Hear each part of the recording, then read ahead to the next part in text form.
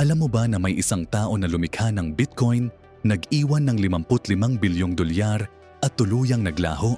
Ang pangalan niya ay Satoshi Nakamoto, ang pinakamisteryosong tao sa mundo ng cryptocurrency. Noong 2011, bigla na lang siyang nawala.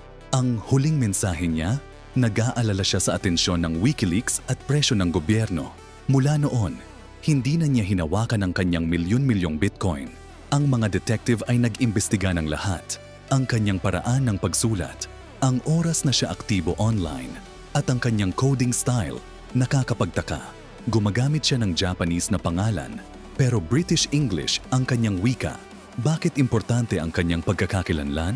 Kapag ginalaw niya ang kanyang Bitcoin, maaaring mag-crash ang buong market. Ang kanyang pagbabalik ay maaaring magligtas o magwasak sa cryptocurrency. May mga teorya na maraming tao siya, intelligence agency, or corporate team. Pero ang totoo, ang kanyang pagkawala ay nagbigay ng tunay na decentralization sa Bitcoin. Minsan, ang pinakamahalagang kontribusyon ay ang pag-alis